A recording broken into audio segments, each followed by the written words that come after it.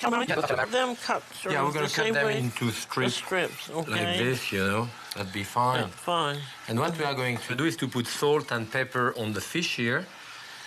And for the time being, I'm going to start by putting about a third of the butter, spraying it all around, you know, in the bottom. I'm looking at that bread. It's nice and tight, you see.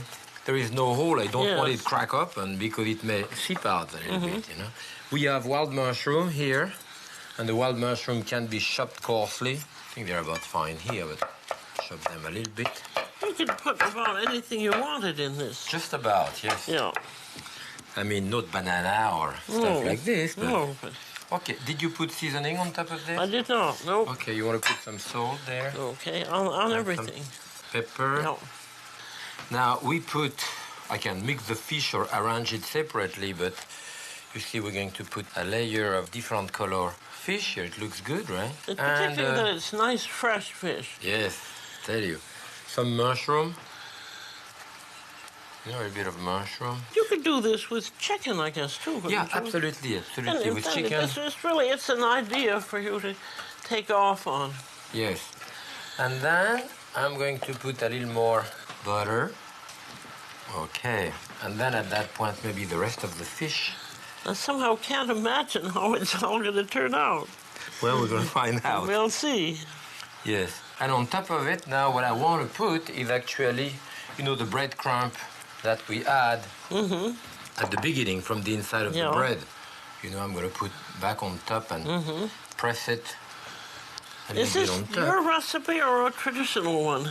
No, this is sometime that we did at home. I forget even why, you know, and I've done different interpretations of it, you know, because sort of a Lyonnaise it's dish? fun to do. No, it's Connecticut dish. Oh, a Connecticut dish. Okay. And now I would say again, probably about a quarter of a cup of a good dry white wine, you know, that I want to put on top here to moisten the top. And that's it. Now it's ready to go into the oven. What's the oven temperature? Well, I would cook that around 375, 400 degrees. No. It's going to take a while, you know, at least 30, 40 minutes. What do you think, about an hour? Well, maybe not an hour, but close to. Yeah. See. Well, we'll be looking at it. This is an enormous sandwich inspired by the south of France. It's called a giant pain bagnat. Yes, a type of pain bagnat, which really means bathed bread, you know. Bagnat means a bath. And so in the south of France, they do that. It's bathed in olive oil. Bathed with olive oil and all that. They say it isn't any good unless the oil comes down and falls off your elbow. Yes, that's true. That's wonderful. So this, you know, this is great for a big party. Yes. We're going to show you how to make it from top to bottom. Yes. Let's start making the pain bagnat then. So we start with one of those nice focaccia type of flat bread, and you cut that the same way you cut a cake, you know. Don't turn your knife, but turn your hand like this. To cut all around until you find your first cut. There you are. And we start with... I put a little olive oil on. Okay. But this will be the top. I'm putting the vinaigrette in it. Yeah. Okay. But I think we need a little So maybe we don't have to put the vinaigrette. Maybe we just put a bit of... we have the vinaigrette too, I think. Okay, one layer of lettuce. So you want to do a little bit of vinaigrette there? Fine. And after that, I'm putting some brie cheese here, you know? And I'm going to... This is kind of a Lyonnaise version if you of the Marseillaise. I'm going to trim a bit the outside of the cheese.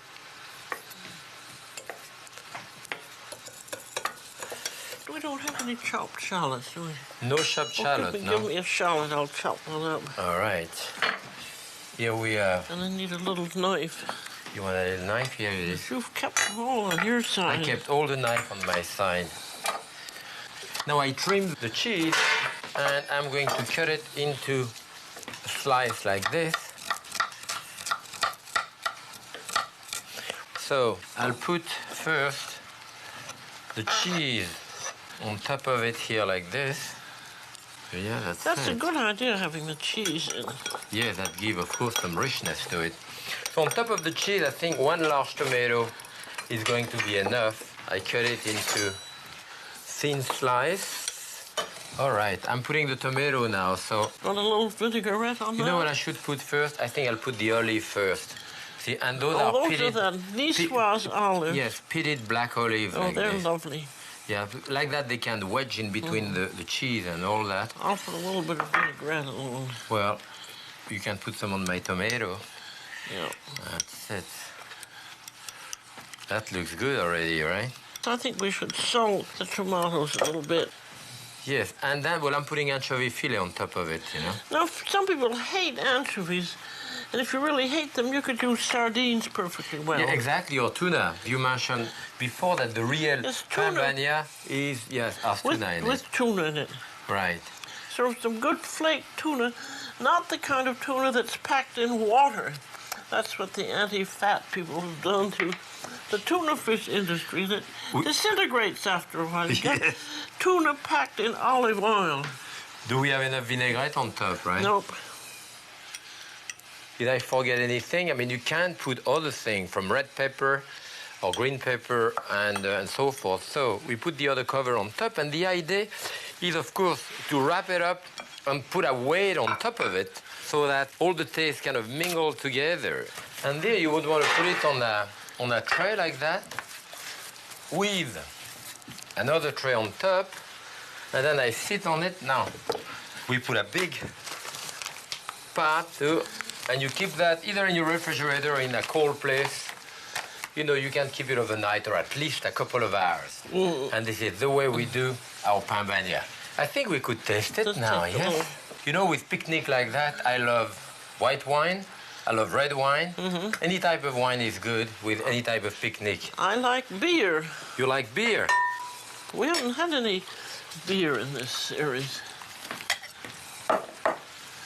Where is my white wine then? Well, you're going to have to drink beer. Okay.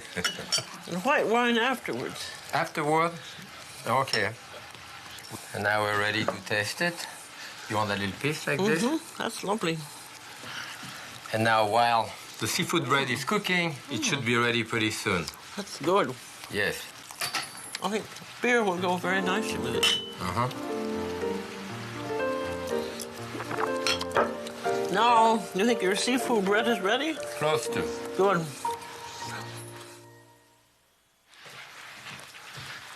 There's our great fish loaf. Yes, we That got looks marvelous. Yep. Yippee-yi-yay. This is a big sandwich, huh? That's beautiful. Yes, it's hard. It took quite a long time in the oven, you know. See how crunchy it is? And look at the center of that bread. Isn't that beautiful? With all the fish, all the juice came out of it. Also that, you know, you crush a piece like that. The sound, I mean, this would be a good big portion. Let me cut a small piece so we can have it flat like that and see the way the butter and the bread. I cut it like this. If you want to test it, see, the fish is cooked and it does take a long time. There is an enormous amount of juice from the fish, the mushroom and all that which comes out and goes through it. So you really have to season it. It's crunchy. That has a lovely flavor in that green sauce. I'm delighted to love it. It's just beautiful for you. Well, with that delightful sandwich, I think we deserve a rich, buttery Chardonnay. This is from the Santa Maria Valley. It was great cooking all those sandwiches with you. I hope you're going to do sandwich for your family. And this wine is very good with it. I think this should give you a lot of new ideas on sandwiches. Yes. So, bon appetit. And happy cooking. That was fun, Jack. It was great.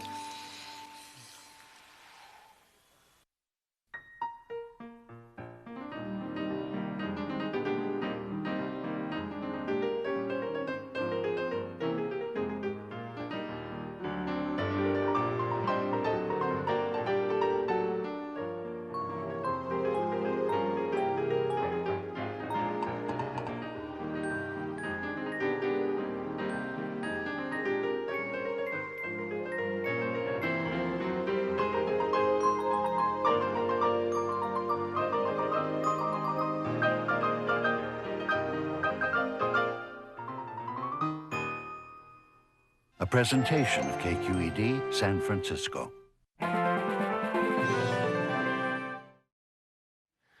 We're all green today because we're going to do green vegetables, aren't we? Yes, a whole vegetable show. So what are you doing with that branding iron here? Well, this is a trick my old French chef Max Brignard taught me. This is to keep the water boiling after your beans go into it. So great. it's iron. And that's pretty good.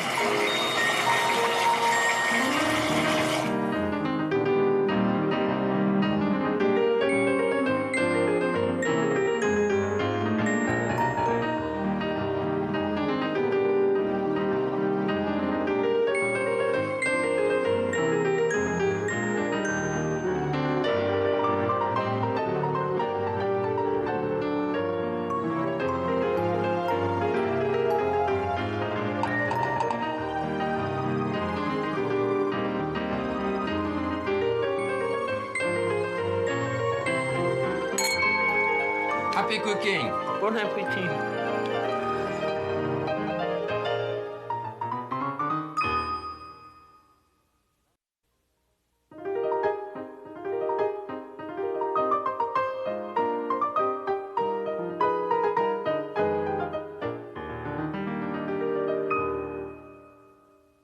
Well, we're going to start out with mushrooms. We're going to make a mushroom duxelle. That's very finely chopped mushrooms, and they have to be sautéed with shallots. Yes. And now I think give an example of how you cut a shallot. Now. First you cut it in half so that it's flat and doesn't roll all over the place. And with your knife gently you cut it into thin strip, then across into tiny little dice. How many shallots are we going to have? I think a couple of shallots would be enough. We have about, maybe 3/4 pound of mushroom, something like that here. That's good, Julia. You're going faster than me. You're trying to show me off. Today you have to talk because my voice is going, so you have to do most of the talking. I have a little bit of olive oil in there and maybe a little piece of butter. And then we can chop the mushroom, right? And in the old way, before the invention of the food processor, it would really, at least it would take me, a home cook, about 20 minutes to do a pound of mushrooms.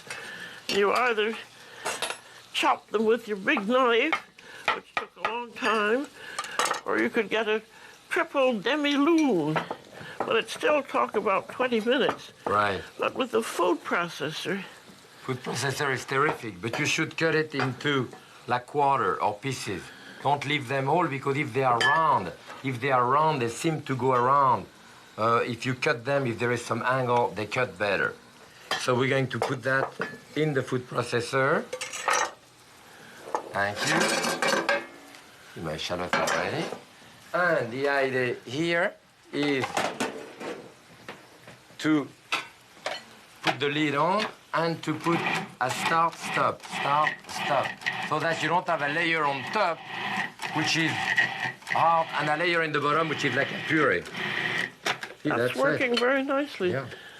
You just have to be awfully careful not to turn it into a puree or a mush. So here is our shallots. You press your mushroom, right? In some cases, you may want to squeeze the juice out, which you don't do. I don't do it, no. I feel that if you cook them long enough, the extra juice that you have is going to evaporate and concentrate the taste. But by, of course, pressing the juice out of it, it goes a bit faster, as you don't have to evaporate it. Well, also, this is kind of the old-fashioned method. It's also good to have a large skillet. If you have a large skillet, you spread out, and it goes faster. Now here, this is squeezing out the juice. Then you save that juice. You can put it in any sauce. Save the juice and you put it back in the duxelle, no? No, we're not. As the mushrooms start cooking, the juice come out of it, as you see, and it stops sizzling. It starts boiling. By the time it starts sizzling again, then it's fine. It's cooked. It's cooked when the pieces separate from each other, isn't it? Yeah, that's true too. So now this will take a couple of minutes, and you want to season that with salt, pepper. So we continue cooking it. And maybe while this is cooking, we can start on the artichokes, right? Let's do that. Good. Okay. You know what? One time I was looking at you doing a demonstration, and I learned how to take an artichoke's bottom, to take the leaf out of it like you show by cutting this around like this. Mm-hmm. I learned that from you, and I always show that to the apprentice when you start, when you don't know how to do an artichoke's bottom. That's one of the best way of doing it.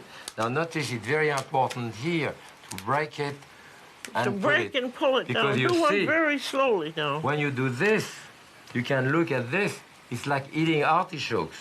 I mean, the bottom part of it here, where you have the flesh, is still attached to here. If you pull on it, you have that piece here, and this is what all edible. You get. Yes, all that piece should be in there. So that's a very good way for someone who doesn't know how to do it to keep that all, you know. And then after, you can cut the front part. And if you have a good vegetable peeler, then you can finish it with the vegetable peeler, taking a bit of the green out, like You'll this. have to take practically all the green off. Yes, just light green left, so that the like whole, that, it's fine. whole thing is edible. And then we I can would trim take, the end you know, here with the knife. And then you would rub Ready it to with be lemon cooked. too, wouldn't Yes. you? I would take all of that green off. You want a little more? Yes, because I Okay. think the green is tough.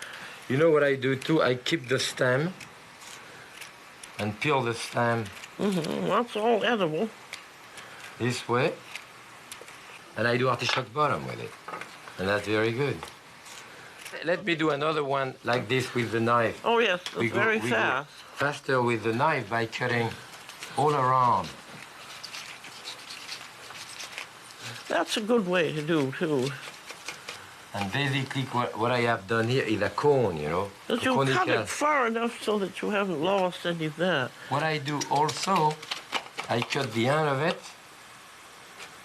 and up to the heart, and I even keep those. See, I take the inside because this is very white and tender. I can cook that with the artichoke bottom. And now with the small knife, you trim this around, you know. And That's certainly faster. for that, you really have to have a good knife, a sharp knife, you know. One thing you'll have to do that if you're going to do any cooking at all. We call that tourner an artichoke, you know. That's a lot faster. Yes. So, we have 2 artichokes bottom, we have 1 stem. Now I'm going to cook it the old-fashioned way of With a making blanc. a blanc, which is a little lemon juice and flour, and then some water. I'll put it about. That's that's about 2 tablespoons of flour.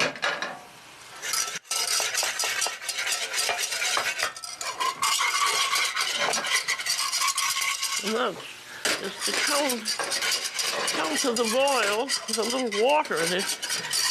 Cauliflower used to be cooked in a blanc. Your duxelle is reduced, it's brown, and you can hear it sizzling now. But the pieces haven't come apart, so it's not ready yet. Do you want to put a little bit of Madeira inside? No, but that's not cooked yet, is it? So close to it. While this is starting, then I'm going to start on spinach. Leaf spinach. We have some frozen leaf spinach. And this is an illustration of what you get. What they get, yes. Mostly stem. A lot of stem in the... And the stem really doesn't have any flavor. I think if you're going to use frozen leaf spinach, I'd say don't use any spinach at all, because it doesn't have the flavor. At some time of the year, it has a large stem like this, and you got to fold the leaf and pull out the stem. See, there's no flavor in that, and that's what you get in the frozen. But when I work in restaurant, usually you will cook the whole spinach with the stem when you do puree of spinach. And when you do leaf And it spinach... doesn't have a very good flavor because you've got so much stem in it. You think so? Well, I In any think case, so. it has to be... Do you cook the stems and puree? For the puree, yes. You have to save money It in the hasn't- restaurant. You have to wash them in a lot of water, leave them up, because believe me, there is a lot of dirt in the bottom. And I'm going to cook spinach with a bit of olive oil in there. And just the spinach, which actually are still wet from watching, give me enough moisture. Okay, so here, you want to put a little bit of Madeira? You want to taste it? I would not think that that was done yet, because these pieces are all stuck together. It's because they are chopped with the machine, maybe, not chopped by hand. I think they are fine. Are we going to put some cream in there or just like this? Well, I think we can put some cream in, but I'm going to put a little bit of that in, which gives it a nice... Okay, so you have the Madeira. We have Madeira. And let's put a tiny bit of flour in there. You want a little bit of flour? Hold Okay. together. Here we have some. Sprinkling. Okay. So now we have to cook the flour a little bit. Yeah. Are we ready for the cream now, you think? If you want any. Well, I think it'd be nice. Okay. So, that much. And the flour, of course, will make a kind of white sauce with the cream. And then it'll all stick together nicely from the artichoke. Good. The spinach, I think I'm just going to leave them salt, pepper. Well, let's see some of our cooked artichokes. I'm going to put these, I kept rubbing these with lemon. Yes. I'm going to put these in the blanc here and let them cook. Now, we have 4 artichokes here. So we're going to stuff 2, at least, with the duxelles, which now is totally cooked. But And delicious. I tasted some. You tasted it, huh? Very, very good. Shall we put a little bit of breadcrumb on top of this? Yes. And that goes into the oven. Now the other one, I have the spinach here. I put a little bit of Parmesan cheese inside. So I want to see if it's bitter or not. What do you think? It's not very tender. It's But not? it tastes okay. I think that old-fashioned way of boiling it and squeezing it, you get it tender and you don't get that slight bitterness. But you'll do it either way.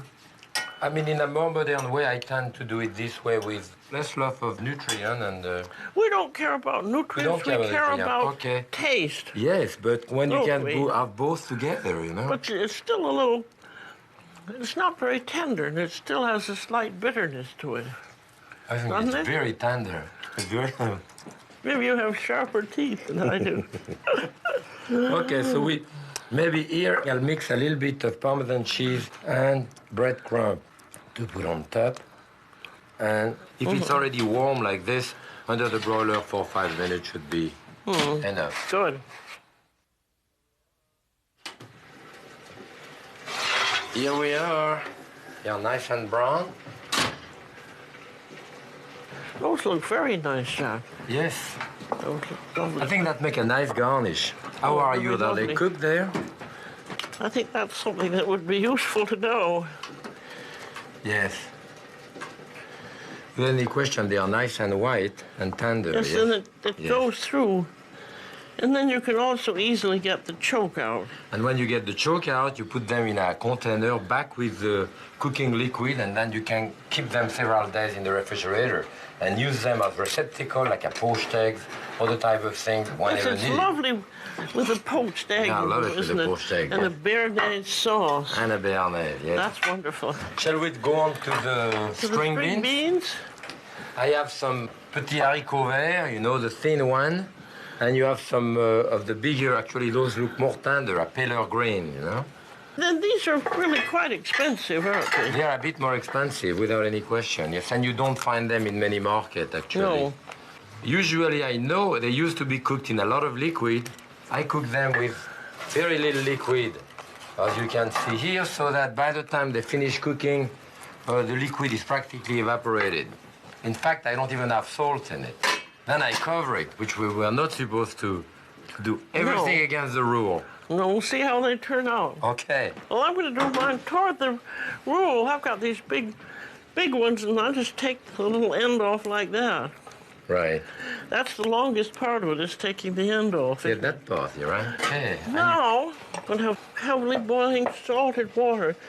This is the more water, the better in this system. And then now you'll have to hand me my poker. Oh, yes, that's right. Now, this is a system I learned from my old chef who used to work on the transatlantic steamers. And here it goes. Right away. You see that? The idea here is the faster the water goes back to the boil, the greener the beans. And so these just have to cook until they're tender. It's just about 4 or 5 minutes. I do some sliced shallots. For mine, I'm going to cook sliced shallot. Well, mine are ready. And you can see I basically have no water. So, you know, I remove them, and I know it was classic to put them in ice cold water to cool them off. If I have a large quantity, I still do it. But if I don't have too much, then I think I get more taste out of it. Well, the ice water is if you want to do them ahead. That's true. Now, what I want to do here, I want to saute them directly in that pan now. So what I will do, put a little bit of olive oil there, maybe a dash of butter, and I have some sliced shallots here.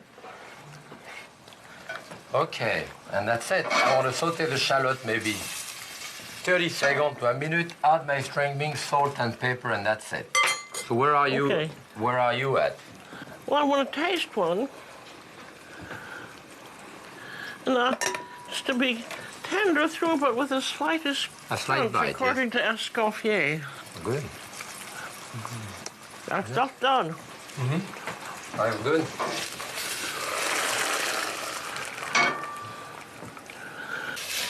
Well, mine are greener than yours. Well, mine has a different type of green. Yes. So what are you putting in there? A little bit of butter? I'm just going to put in a little butter here. And how much butter depends on how you feel about butter, doesn't it? Well, and you don't never put in the salt until you're going to serve them, because the salt takes away the green.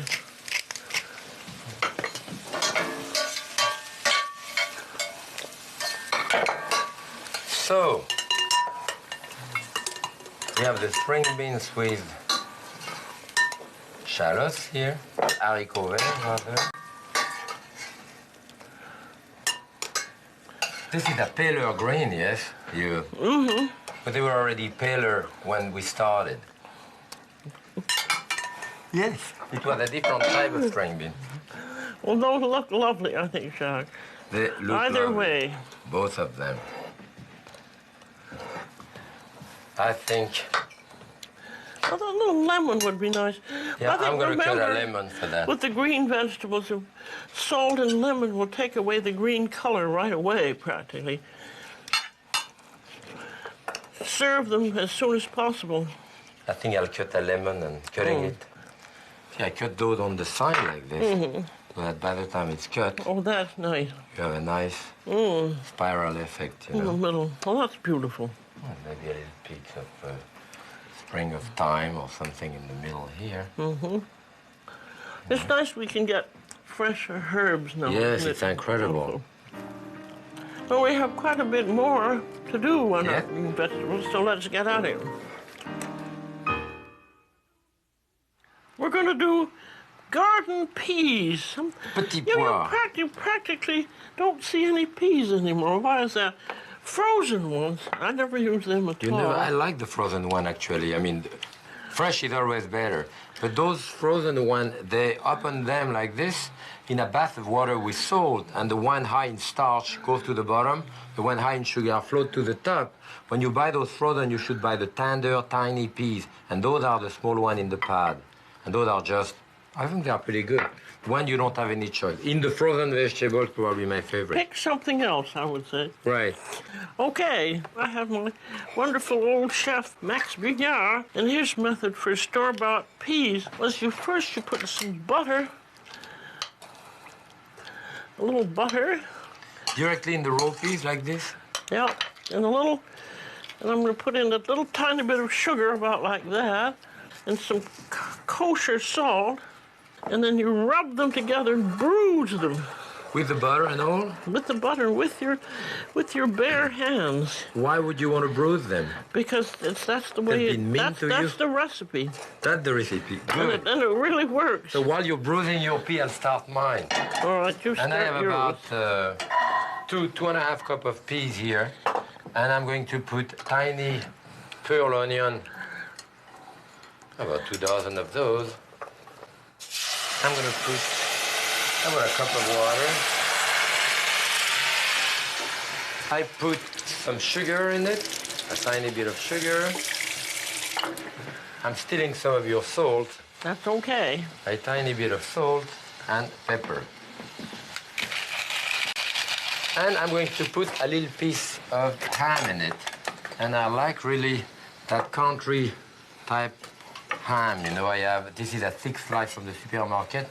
I remove the fat here and cut that into, about inch pieces, not even inch actually, maybe half inch. That's it. That's very good ham too, Petit isn't it? pois paysan, yes, country style. And in this here, with a dash of olive oil. No butter. And a dash of butter. Yes, I put a dash of butter because what will happen here, we're going to finish cooking it until there is no more water, and then it will glaze with the butter and a little bit of the sugar.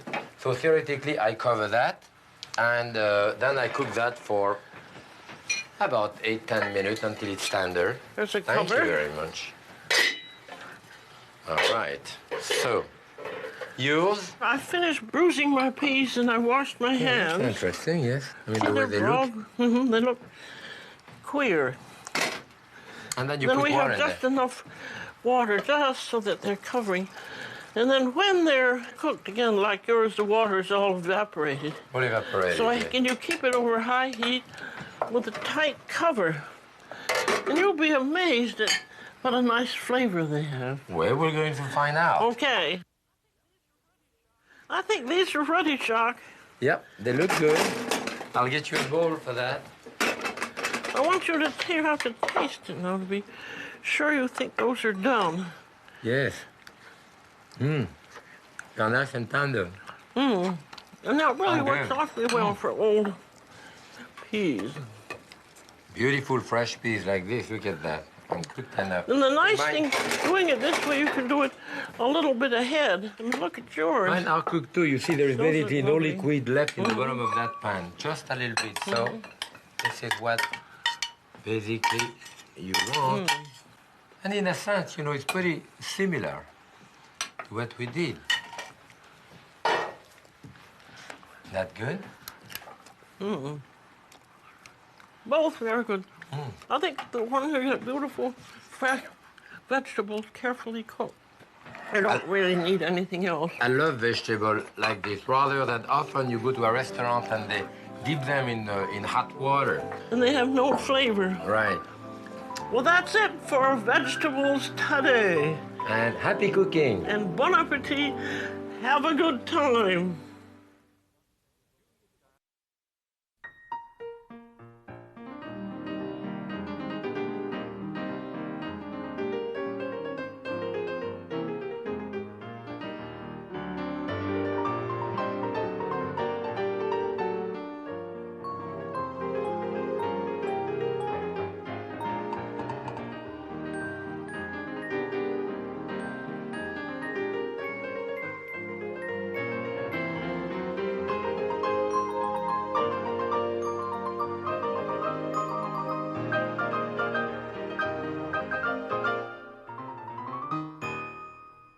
A presentation of KQED San Francisco.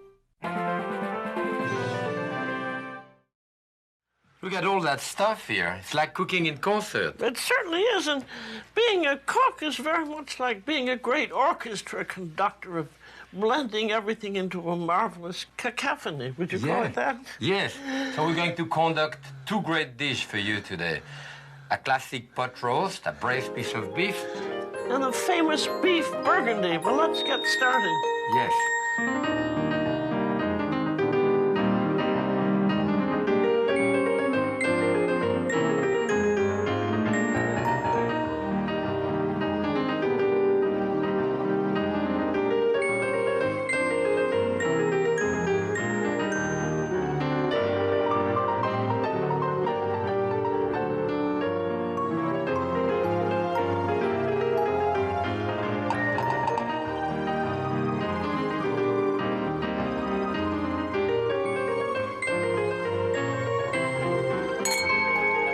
Happy cooking. Bon appetit.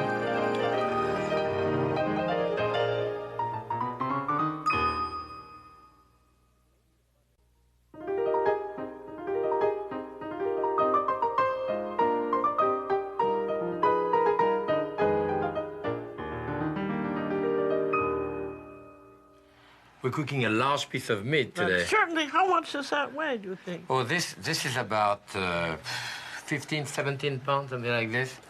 And it does take a long time to cook, but it's not really much work, No. right? You put it to cook. The pot roast with that, this is part of the bottom round. And the bottom Now, where round, the bottom round? Show.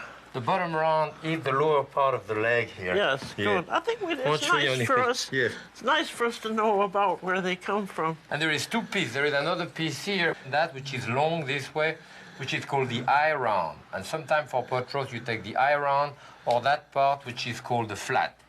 I like that one better. And we're going to cut a piece about 5 pounds. Which Yeah. will serve. Well, Look at what that. about- This will is that serve quite 10 lean. 10 That would people? take 10 people, yes, in those Yeah. areas. Yes. And what I'd like to do is to take most of the fat out of it and to brown it nicely all around into one of those heavy, you know, this is enamel cast iron, and those type of pots you can bring from the stove to the table, you know, it's nice. And they cost a fortune now. They cost money. Now, can I borrow a bit of your oil? You may indeed. So you want to put just Yeah. a little bit of vegetable oil to brown it. And in fact, by the time it finishes browning it, I will pour whatever excess fat there is, I will pour it out. So we continue cleaning that up. It has to cook what we call braisé, you know? Well, braise means that you brown it first and then you cook it in a liquid. And this is the method that you use for tough pieces of meat, like the leg and the shoulder and so forth. And it's a lovely way of cooking because the liquid and the meat exchange flavors. And it takes you quite a while with it. This is tough. This will take, heavens, several hours, but it's unsupervised cooking. You can start it, go out and play tennis, and come back, and it may be done. That's it, or burn. No, it will be done.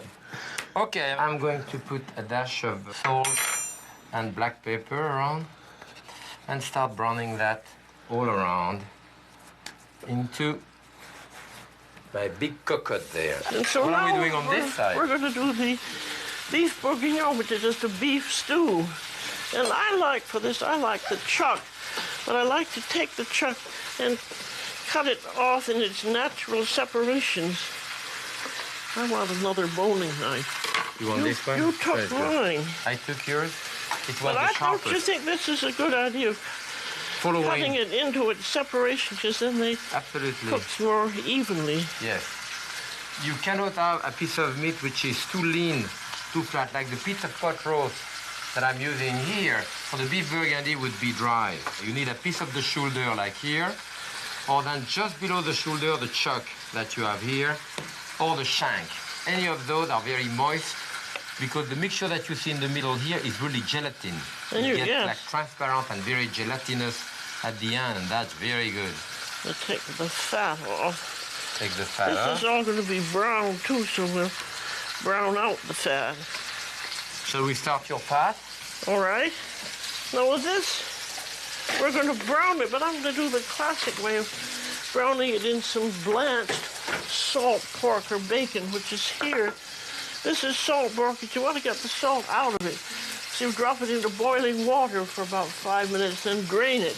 I like that You want to oil. This gives that little extra bit of flavor. And I think one of the reasons this is such a famous recipe, this beef bourguignon, is it has such a delicious flavor to it. And again, this is very easy to make Yes. as soon as you get through with the preliminaries. So we How's get yours mine doing, here. Jack?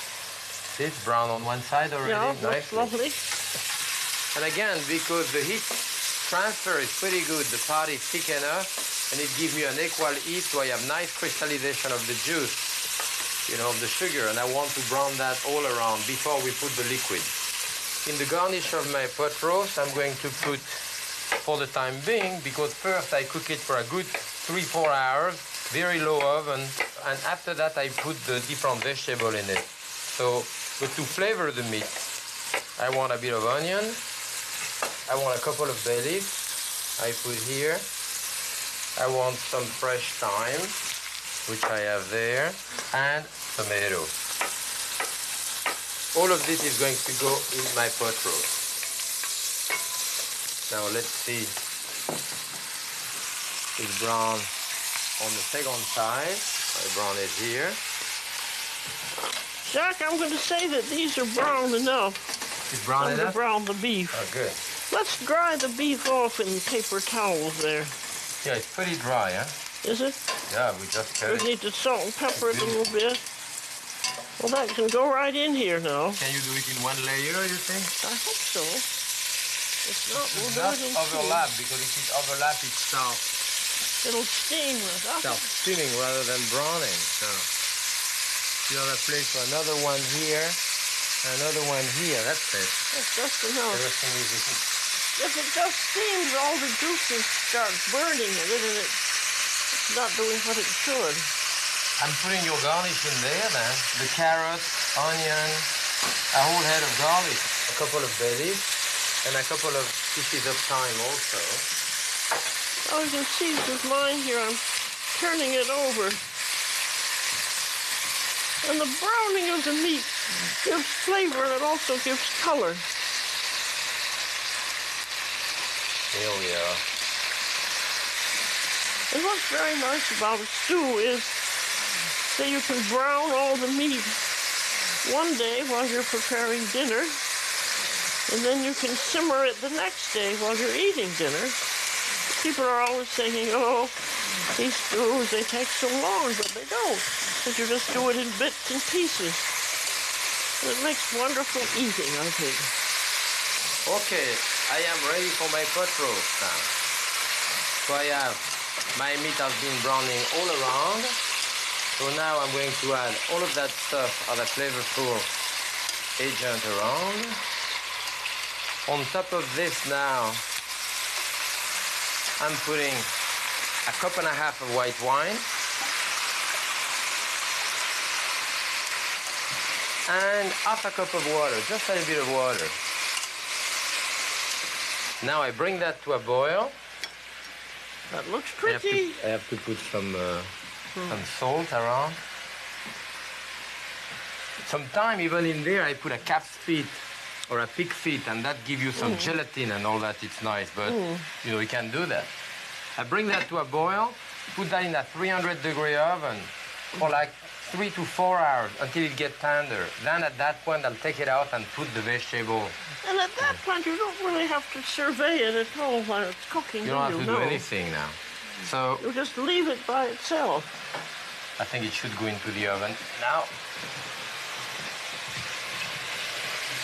We're doing pretty well here. I'm going to say this is nicely browned all over. And at that point, it's time to put in your browned little pieces of lardo. And we want... You want all your seasoning in there? Yeah. And your red wine? Yeah. You put red wine in your big bowl. Oh, yeah. Here we are. We just want it practically a bottle. Okay. We need a lid on top of this. I'm also going to put in, we have some delicious stock. This is a brown chicken stock. Which we've been using for everything. Yes. I want to put a tomato in there. Oh, yes. So that just goes in.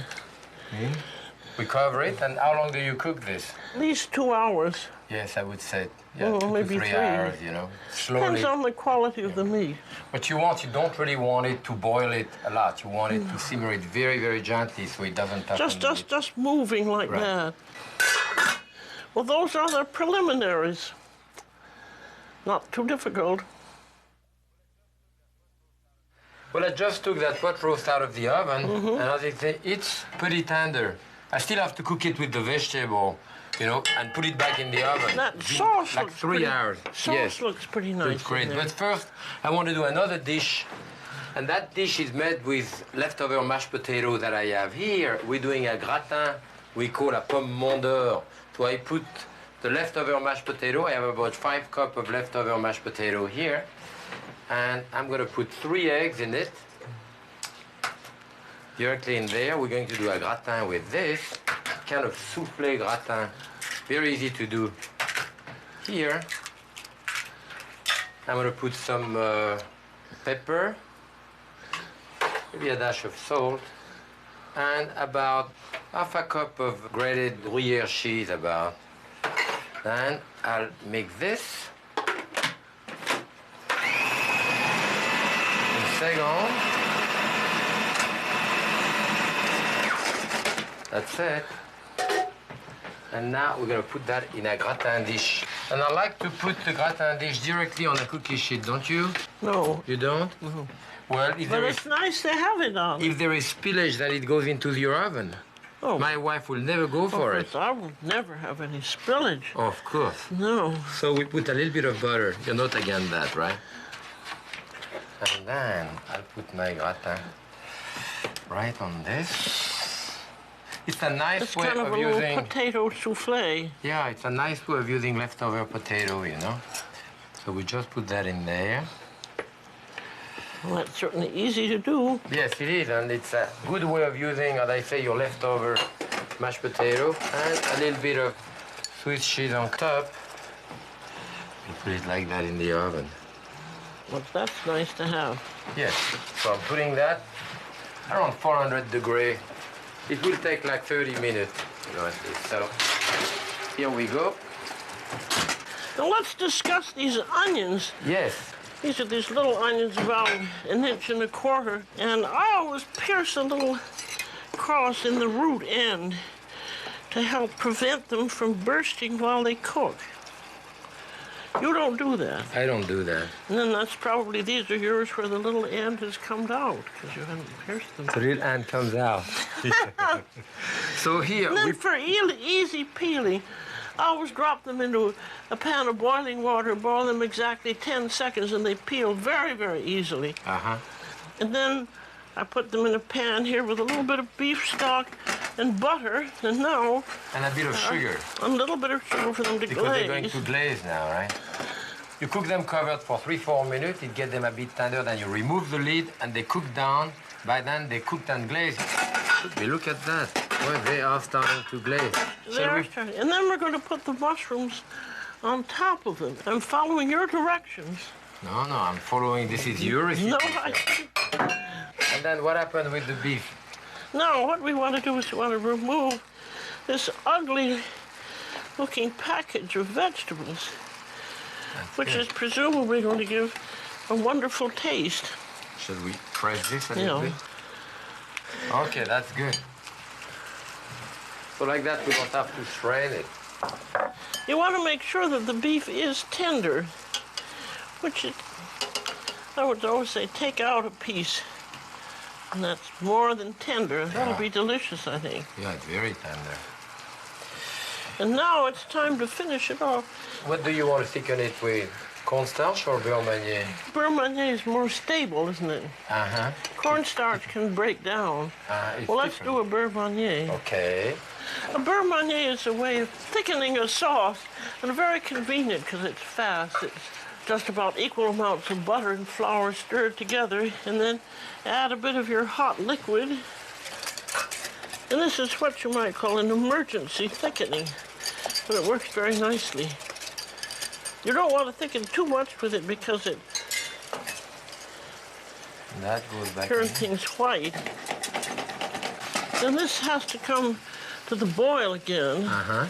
That looks lovely, Jack. Can you see that? To glaze a little more, yeah? Onions are brown just a little bit, and that looks perfectly delicious. Yes, that's about right, I would think. Yes, we see that. Now let's put our onions and mushrooms in. The thickening is and about right, huh? That's about right, I think. You want to put those in there? Yes, just dump them in, I think. That looks very nice. That's a good way of doing it. Okay, all of it is in there. This can be done ahead and reheated. As a matter of fact, it's Probably very often better. Yeah. And taste very carefully.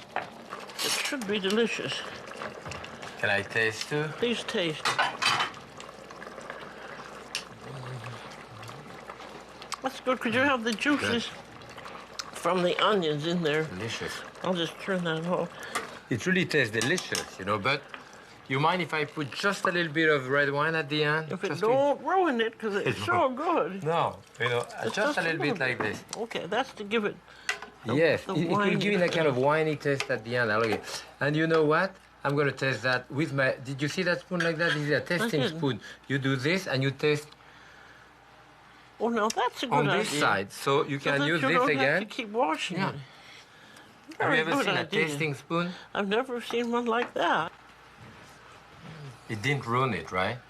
Give it just a little bit No, more it's of red very wine. nice. You could even put a tiny bit more in, I think. A tiny bit more here. Yes, I'm with you. Okay. That's Not it. much, because you don't want really to have a taste of raw wine at No. the end, but it gives it a little bit of a hurt, and in fact the color even improves slightly. So I think now we're ready to serve this, but I'm going to finish first the pot roast. Well, the that's vegetable mighty with good, the pot that roast. stew. Because I And- think it's because everything reduced properly. Yes, because it cooked a long time very slowly. Mm-hmm, I have a large white turnips here, you know. That's a very big one. That's a big And it one. isn't punky inside, which Well, is we're going unusual. to find out. I'm going to open it, but frankly, when I find smaller one, I like to use more the smaller one. No, it's pretty firm. That Look at looks that. okay. But it does smell stronger than the small one. Well, it should. Yeah. I like a So one, strong two. turnip. 3, 4, well, 5 or 6, 8 pieces of turnips. I will have plenty here. So my pot roast is there.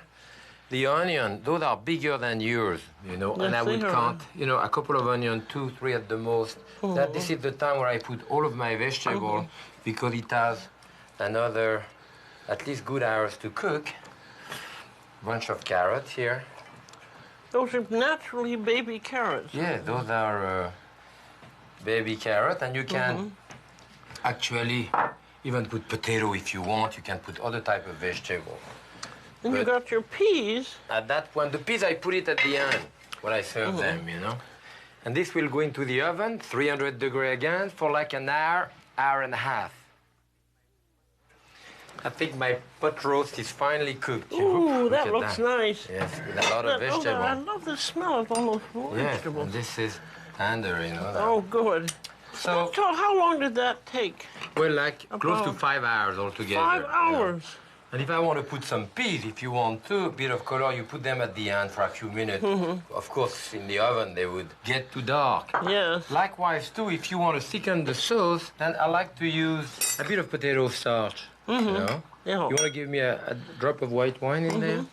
You always have to dilute your starch with a liquid. Okay. In the case of Aru, you have the butter, which does the effect. But otherwise, if you put hot liquid on that starch, it will seize and you'll have nice little dumpling all over the place, which you don't want. that. So there, as I put it in that liquid here, it thickened on contact. So I stir it there.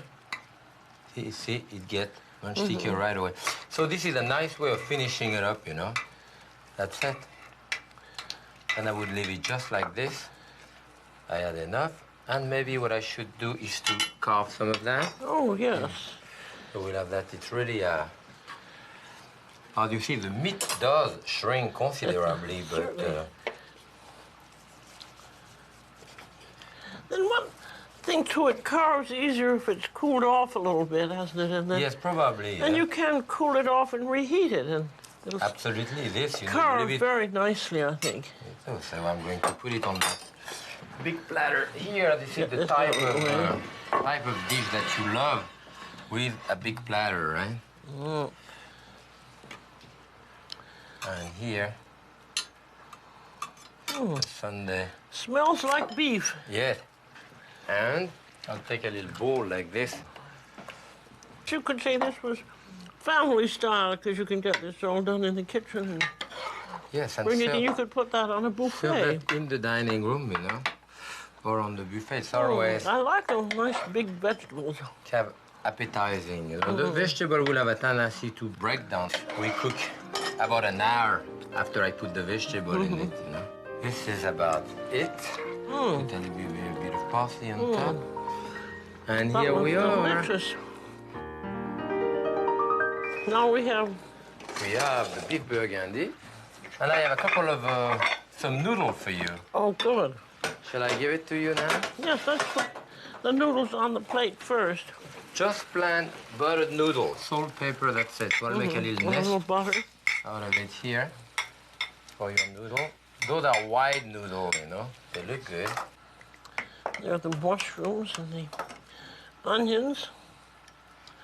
I think we need a little parsley one. Yes, where we're going to put the crouton around. That's right. That's a delicious sauce. Nothing like good beef, is there? Okay, shall we put a few I croutons? like your idea of, what did you do? You dipped it.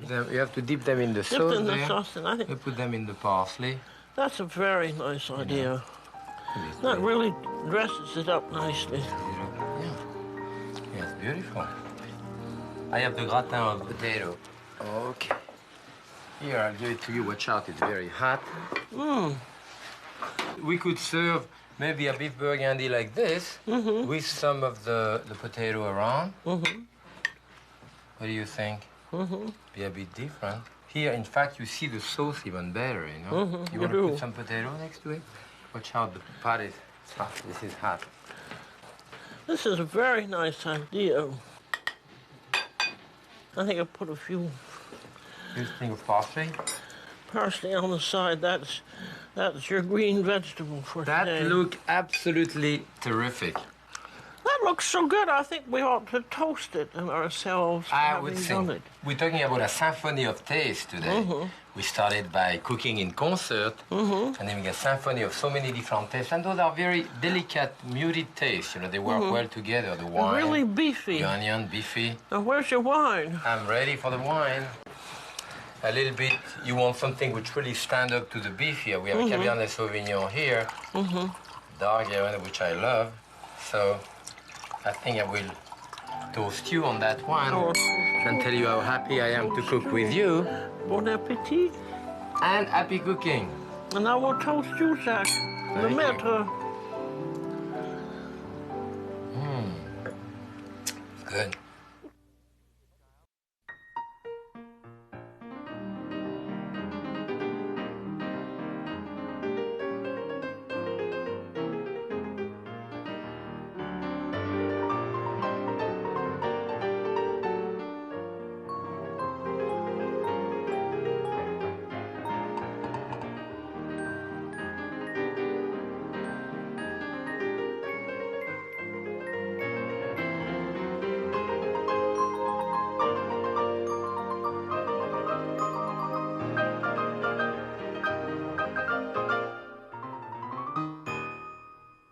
A presentation of KQED San Francisco.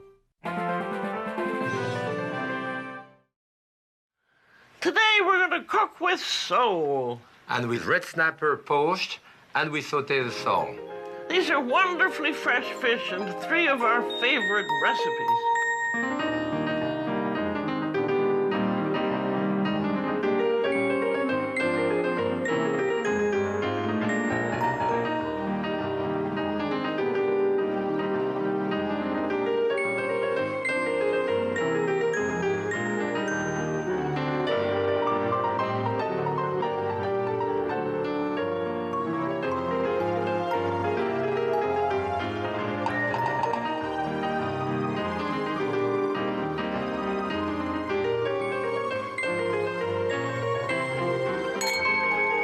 Happy cooking.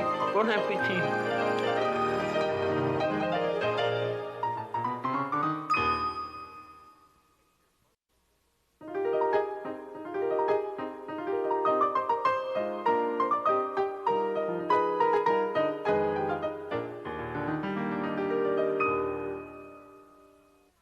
We're going to start with sole meunière, that famous dish where the sole is sautéed in butter. It's just lovely.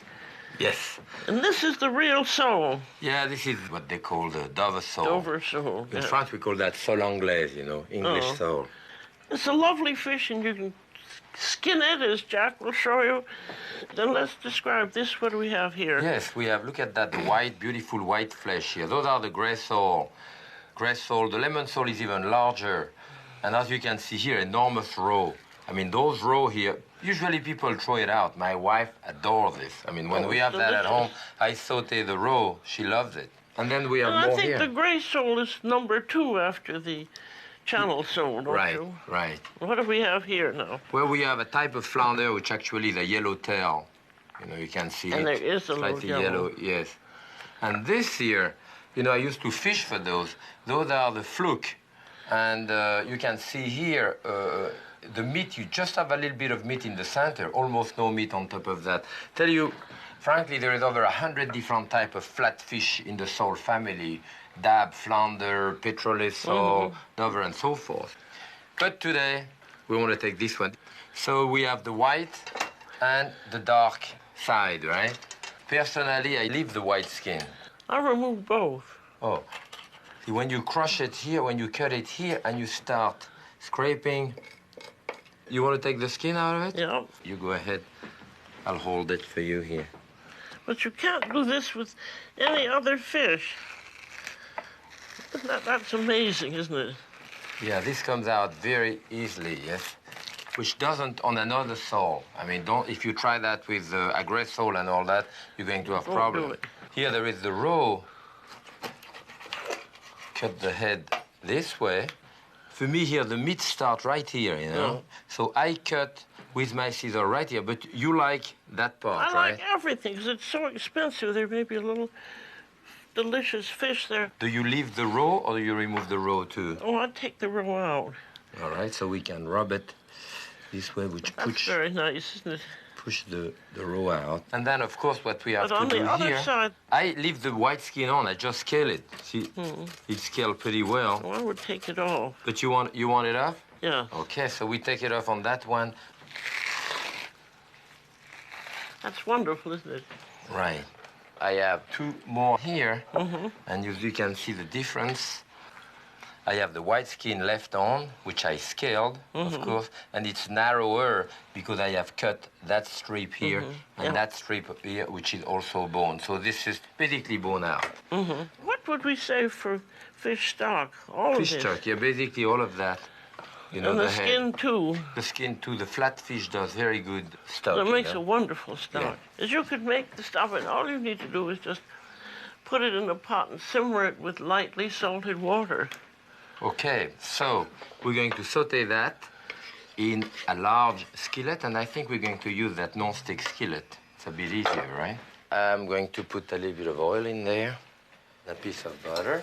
That should be hot enough, yes. Now this is going to be meunière, so you're going to dredge it lightly in flour. Meunière, so you want to put it in flour, put a bit of salt on top. Let's do, are we doing 2? Yeah. We're doing yours. And mine right there. Meunière means the miller's wife. The miller is called the meunier, yes. the meunier. So this is And meunier. his wife is the la meunière. Exactly. Okay, so we put it this one here, and this one the other way. And it is going to take about 3 minutes on each side. Now let's see now. Nicely brown on one side. Brown it on the other side.